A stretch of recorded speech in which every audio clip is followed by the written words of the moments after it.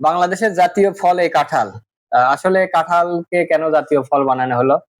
আহ অনেকেই বলে আম অনেক ভালো, অনেক ফলের কথা বলে যে ওইগুলো না বানিয়ে এটাকে কেন কাঁঠালের জাতীয় ফল বানানো হলো।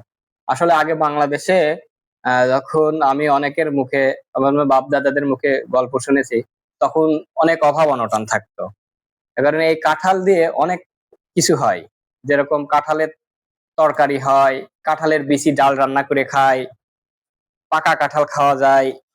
আবার এই কাঁঠাল গরুতে, গরুর খাবার হিসেবেও আবার দেয়া যায়। তো আমার মনে হয় এই এতগুলো গুণের কারণে কাঁঠালকে বাংলাদেশের জাতীয় ফল বানানো হয়েছে। এই যে দেখছেন কাঁঠাল আসলেই অনেক সুস্বাদু, সেই মিষ্টি,